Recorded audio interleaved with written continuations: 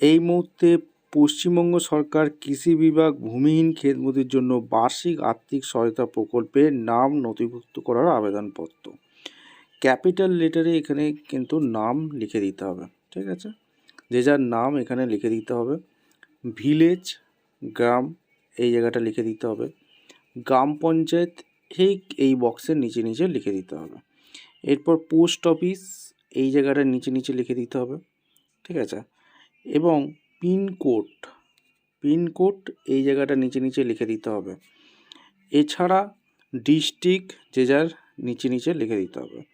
এছাড়া পিতা বা স্বামীর নাম এই বক্সে লিখে দিতে হবে, ঠিক এই বক্সে।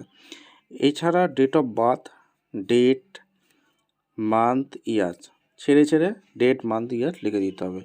এজ ক্যালকুলেশন লিখতে হবে।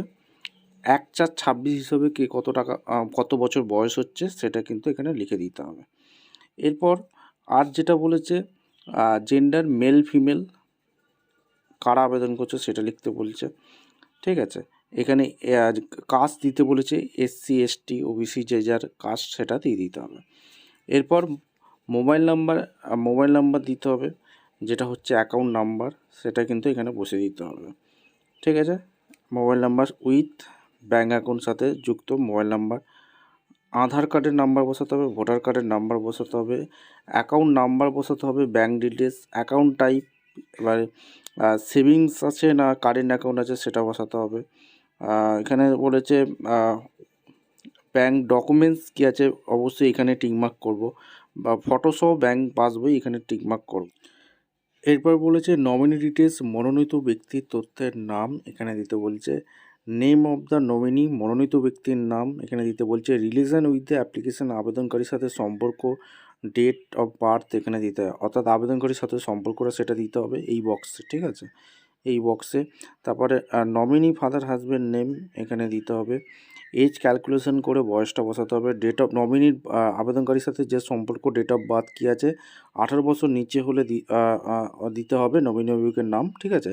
দিয়ে এখানে ডেট দিতে হবে কত তারিখে ফর্ম ফিল আপটা করছি, দিয়ে এখানে অ্যাপ্লিকেশান সিগনেচার থাম্বনেল এখানে দিতে হবে, দিয়ে ঠিক আছে।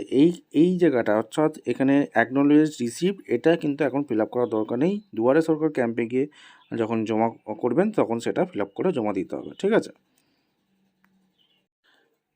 এরপর এই জায়গাটা যে আবেদন তার নাম লিখে লিখতে হবে, উপভোক্তার নাম দিয়ে পিতা স্বামীর নাম, গ্রাম, ব্লক, থানা, জেলা এগুলো লিখে দিতে হবে। আর এখানে যদি কোনো প্রকল্প সুবিধা পায় তাহলে কৃষক বন্ধুর টিকমার্ক দিতে হবে, লক্ষ্মীর ভাণ্ডারের টিকমার্ক দিতে হবে। যদি না পেয়ে থাকে কিছু দরকার নেই, আবেদনকারী স্বাক্ষর, টিপ সাইজ, স্থান, তারিখটা দিয়ে এখানে ফিল আপ করে নিতে হবে, ইংরেজিটা করার দরকার নেই। এরপর এখানটার নাম যে যার, গ্রাম, পিতা, গ্রাম পঞ্চায়েত, ব্লক, জেলা এখানে দিবে। আধার নাম্বার দিতে হবে, আধার নাম্বারে মোবাইল নাম্বারের লিঙ্ক এটা দিয়ে দিতে হবে। ভোটার কার্ডের নাম্বার, স্থান, তারিখ দিয়ে এখানে টিকমার্ক দিয়ে জমা করতে হবে।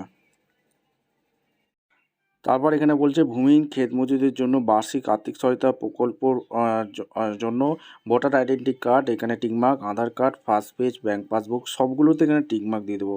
আমাদের যেহেতু সবগুলো জমা করছি, মোবাইল নাম্বার, সেলফ ডিক্লারেশন দিচ্ছি, কনসেন্ট লেটার দিচ্ছি, পাসপোর্ট সাইজ ফটো দিচ্ছি, ডেট দেবে, ক্যাম্প লোকেশন দিয়ে এখানে সিগনেচার করে জমা করতে হবে। ভিডিওটা ইনফরমেটিভ মনে হলে আমাদের চ্যানেল ফার্স্ট টাইম দেখলে চ্যানেলকে সাবস্ক্রাইব করে বেল আইকনটা টিপে রাখতে হবে লেটেস্ট গুরুত্বপূর্ণ আপডেট পাওয়ার জন্য। দেখা হচ্ছে কোনো পরবর্তী ভিডিও। ধন্যবাদ।